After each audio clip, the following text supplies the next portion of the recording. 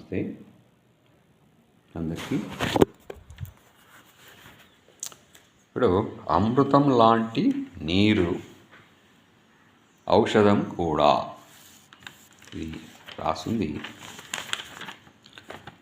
శ్రీ దుర్గర్ రామలింగం ఆర్య గారు, నిజామాబాద్. వైస హరిదాస్ ఆర్య గారు, నిజామాబాద్. ఇద్దరు దుర్గర్ రామలింగం ఆర్య గారు ప్రధాన యోగాచార్యులు, వైస హరిదాస్ ఆర్య గారు యోగాచార్యులు మరియు వైదిక పురోహితులు ఇద్దరు, నిత్యాగ్నిహోత్రులు ఇద్దరిది నిజామాబాద్. ఇది రాసినట్టు ఇది నేను ఒక దాదాపు 10 భాగాల్లో పెడతాను, చిన్నగా చూడండి. నీరు 1, నీరు 2, నీరు 3 అని పెడతాను. ఇప్పుడు 1, నీరు మనకు పుష్కలంగా లభించినప్పుడు దాని విలువ తెలియలేదు. కొంతకాలంగా నీటి కరువును చవిచూసిన మనం దాని విలువ గుర్తించాము. ఫలితంగా నీటిని పొదుపుగా వాడుకోవడం ప్రారంభించాం. కానీ నీరు ఎప్పటికైనా విలువ కలిగినదే. సృష్టి ఆరంభం నుండి భూమిపై 75% నీరు ఉంది. మన శరీరంలో కూడా 75% నీరే ఉంది. ప్రతినిత్యం నీరు సేవించకుంటే మనిషి మనుగడ శూన్యమే.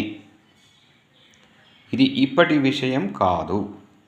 కోట్ల సంవత్సరముల క్రితం ఋషులు, లక్షల సంవత్సరముల క్రితం శాస్త్రవేత్తలు నీటి యొక్క ప్రాధాన్యతను మనకు తెలిపారు. నీటిలో ఎన్నో ఔషధ గుణాలున్నాయి. అలాంటి నీరు త్రాగితే అమృతంలా పనిచేస్తుంది. ఆ నీరు నేడు కరువైంది, కలుషితమైంది, ప్రాణాలను హరిస్తోంది. నరాల వ్యాధుల్ని, కీళ్ళ నొప్పుల్ని, ఎముకల వ్యాధుల్ని తెచ్చిపెడుతోంది.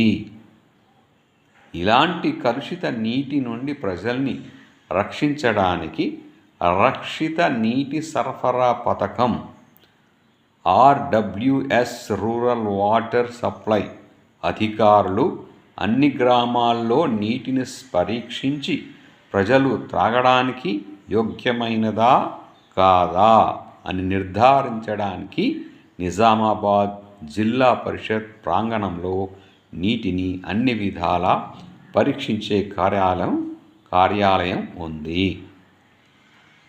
నీరు త్రాగడానికి యోగ్యమైనదా కాదా అని తేల్చడానికి నీటి పరీక్ష కేంద్రం ల్యాబ్లో పరిశీలించడానికి నీటిని 3 రకాలుగా పరీక్షలు జరుపుతారు. 1 chemical analysis, 2 microbiology, 3 biological test. గీతా భాగం 2వ భాగం చూద్దాం. Thank you.